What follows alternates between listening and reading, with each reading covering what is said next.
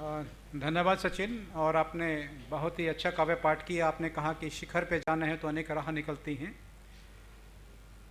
तो बहादुर शाह जफर की दो पंक्तियां याद आ गई कि जफर क्या पूछता है राह मुझसे उनसे मिलने की। क्या बात। जफर क्या पूछता है राह मुझसे उनसे मिलने की, इरादा हो अगर तेरा तो हर जानिब से रास्ता है। क्या बात, बहुत बढ़िया। और यकीन नहीं होता जिसको अपनी मंजिल का, क्या बात। यकीन नहीं होता जिसको अपनी मंजिल का, उसे राह के पत्थर भी रास्ता नहीं देते। वाह जी वाह, क्या बात। अब कुछ क्षणिकाएं मैं आपके सम्मुख प्रस्तुत करना चाहूंगा। 3 से 5 सितंबर को पुस्तक मेला चल रहा है दिल्ली में। पहले फिजिकल रूप में होता था, आजकल वर्चुअल चल रहा है, आज तक भी है वो पुस्तक मेला। और पत्नी को कैसे खुश रखें ये भाई कलकल जी ने भी बताया, तो मैं भी ऐसी किताब ढूंढने गया पुस्तक मेले में, वो दृश्य बताना चाहूँगा। क्या बात, बहुत बढ़िया। कि पुस्तक मेले में गए ग्राहक ने पूछा, मैडम जरा बतलाइए पत्नी को खुश कैसे रखें, ऐसी किताब कोई दिखलाइए। क्या बात, बहुत बढ़िया। मैडम जरा बतलाइए पत्नी को खुश कैसे रखें, ऐसी कोई किताब दिखलाइए। सुनकर मैडम ने कहा, आप जरा गलत आ गए हैं, आप जरा गलत आ गए हैं, इतनी शीघ्रता मत दिखलाइए, काल्पनिक पुस्तकों के लिए सामने वाले स्टॉल पे जाइए। क्या बात, बहुत बढ़िया, वाह वाह जी। मैंने कहा सितंबर अपने आप में महत्वपूर्ण है, और 14 सितंबर को हिंदी दिवस होता है। हिंदी हमारी मातृभाषा है। हिंदी दिवस हमारा प्रमुख त्योहार है। हिंदी हमारी मातृभाषा है, हिंदी से हमें बहुत प्यार है। हिंदी दिवस हमारा प्रमुख त्योहार है, हिंदी हमारी मातृभाषा है, हिंदी से हमें बहुत प्यार है, हिंदी देश का दुलार है। इतिहास में कहीं भी पितृभाषा का जिक्र नहीं मिलता। मैंने कहा हिंदी मातृभाषा है, इतिहास में कहीं भी पितृभाषा का जिक्र नहीं मिलता, क्योंकि पिताजी को बेचारे बोलने का मौका ही नहीं मिलता। क्या बात है, बहुत बढ़िया। हमने कहा गांधी जी हमारे आदर्श हैं।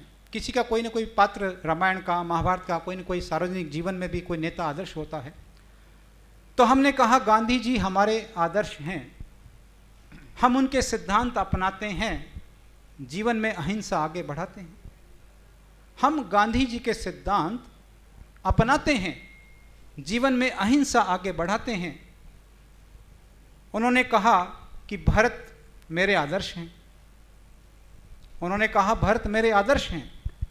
वे भारत जैसी भ्रातृभक्ति दिखलाते हैं, वे भारत जैसी भ्रातृभक्ति दिखलाते हैं। अगर किसी भाई की नई नई चरण पादुका दिखाई पड़ जाए, उसे निश्चय ही उठा लाते हैं। वाह वाह वाह वाह वाह, बहुत अच्छे। अब हमारे नॉर्मल लाइफ में हास्य कैसे पैदा होता है कि कबाड़ी ने घंटी बजाई, एक महिला बाहर आई। कबाड़ी ने घंटी बजाई, एक महिला बाहर आई। कबाड़ी ने कहा कोई कबाड़ हो तो ले आइए, अमूमन ऐसे ही पूछता। कबाड़ी ने घंटी बजाई, एक महिला बाहर आई। कबाड़ी ने कहा कोई कबाड़ हो तो ले आइए। महिला बोली अभी वो दफ्तर गए हैं, जरा शाम को आइए।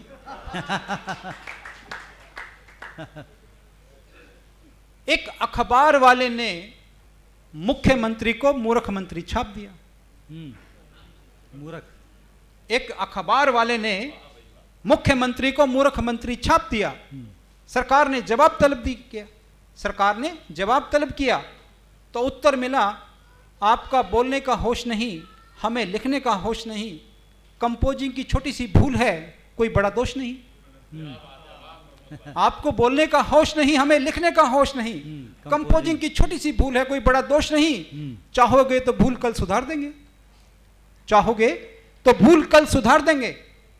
अगले दिन अखबार में मोटे मोटे अक्षरों में छपा था, अगले दिन अखबार में मोटे मोटे अक्षरों में छपा था, कृपया कल के अंक में, कृपया कल के अंक में मूर्ख मंत्री को मुख्यमंत्री समझें। क्या बात है, वाह वाह वाह। नशे में धुत दुल्हे को जब दुल्हन ने देखा हम्म तो बोली, हाय रे विधाता, ये तूने क्या किया। हम्म नशे में धुत दुल्हे को जब दुल्हन ने देखा तो बोली, हाय रे विधाता, ये तूने क्या किया, एक पियक्कड़ को बना दिया मेरा पिया। तब पियक्कड़ पति ने बतलाया, प्यार से समझाया कि जब तक कोई पिया ना हो, किसी के नशे में जिया ना हो। जब तक कोई पिया ना हो, किसी के नशे में जिया ना हो, वो नशा चाहे दौलत का हो, शराब का हो, शबाब का हो, तब तक वो पिया नहीं बन सकता। वाह वाह वाह वाह। तब तक वो पिया नहीं बन सकता, क्योंकि होश में कोई भी इंसान ऐसी गलती नहीं कर सकता। क्या बात है, वाह वाह वाह वाह। अभी जब से कोरोना आया है, एक नया शब्द जो है बड़ा पॉपुलर हुआ है, वर्क फ्रॉम होम।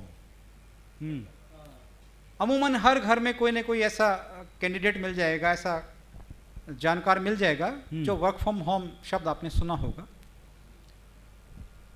तो एक वकील साहब कहीं जा रहे थे, रास्ते में देखा कि किसान जो हैं उनका कोल्हू का जो बैल चल रहा है और वो अपना आराम से अपनी चारपाई डाल के आराम फरमा रहे हैं। तो वकील साहब ने किसान से पूछा कि भाई अगर ये बैल रुक जाएं तो तुम्हें पता कैसे लगेगा। तो उन्होंने कहा कि उनकी पदचाप से, पैरों की चाल से मुझे पता लग जाता है कि बैल चल रहे हैं कि नहीं चल रहे। उन्होंने कहा भाई हो सकता है आपको सुनाई ना दे, पैरों की पदचाप जो सुनाई ना दे। तो उसने कहा कोल्हू की भी कुछ कुछ आवाज़ आती है, मुझे उससे पता लग जाता है। कहता बाई चांस वो भी सुनाई ना दे तो। कहता मैंने बैल के गले में घुंघरू बांध रखे हैं, जब वो चलते हैं तो घुंघरू की आवाज़ होती है। अब वो तो ठहरे वकील साहब, उन्होंने कहा मान लीजिए बैल वहीं खड़े हुए हैं, वहीं पैर ऊपर नीचे कर रहे हैं और घुंघरू बज रहे हैं, तो फिर क्या करोगे। कहता जी मेरे बैल हैं, वो वर्क फ्रॉम होम नहीं करते। तो कोरोना ने बहुत कुछ सिखाया है, आपकी जीवन शैली कैसी हो ये बखूबी से समझाया है। कोरोना ने बहुत कुछ सिखाया है, आपकी जीवन शैली कैसी हो ये बखूबी से विस्तार से बतलाया है। इस बीच काम करने का एक नया तरीका आया है जिसको वर्क फ्रॉम होम बतलाया है। वाह वाह। और अब तो मैं कहता हूँ ये शब्द जो है सार्वजनिक जीवन में भी वर्क फ्रॉम होम अपनाया जाएगा, क्योंकि कोई भी फील्ड अछूता नहीं है, चाहे हम किसी भी तरह का कार्य करते हों। तो अब तो सार्वजनिक जीवन में भी ये शब्द वर्क फ्रॉम होम अपनाया जाएगा। सार्वजनिक जीवन में ये शब्द जो है वर्क फ्रॉम होम अपनाया जाएगा। यदि मायके गई हुई पत्नी आपसे फोन पे झगड़ा करे तो वर्क फ्रॉम होम समझा जाएगा।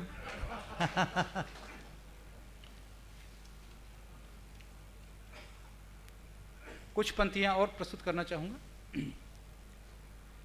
कि रिश्तों में मिठास तो पहले ही कम थी। रिश्तों में मिठास तो पहले ही कम थी, कोरोना आया और लोगों को बहाने मिल गए। वाह।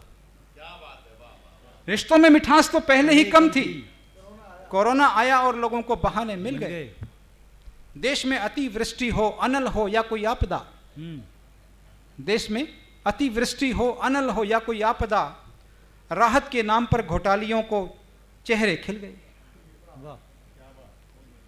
सफलता की सीढ़ियां तो वो ही चढ़ पाए हैं, सफलता की सीढ़ियां तो वो ही चढ़ पाए हैं, मील के पत्थर से टकराकर जिसके पांव छिल गए। वाह वाह वाह। और चर्चा हुई जब हमारी सनातन संस्कृति की श्रेष्ठता की, चर्चा जब हुई हमारी सनातन संस्कृति की श्रेष्ठता की, सेकुलरों के होठ हमेशा की तरह सिल गए। और प्रमोद दुनिया में अब तन्हा नहीं रहा। अच्छा। प्रमोद अब दुनिया में तन्हा नहीं रहा, राह में आप जैसे लोग जब से मिल गए। वाह वाह वाह वाह वाह। बहुत बहुत धन्यवाद। बहुत अच्छे भैया, वाह वाह वाह।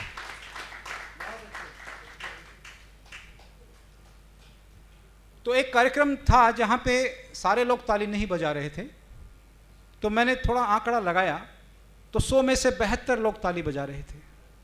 मैंने खूब कैलकुलेशन की, तो मैंने फिर पूछ ही लिया, मैंने कहा यार सारे लोग ताली नहीं बजाते हैं, साथ साथ 100 में से 72 बजाते हो। कह जी आप लग्जरी आइटम्स हैं, 28% GST लगा हुआ है। ये बढ़िया है। तो आज कोई कबीर ऐसा लग्जरी नहीं है, आप खुल के ताली बजा सकते हैं, सरकार ने कोई GST नहीं लगाया। बहुत अच्छे, वाह वाह वाह।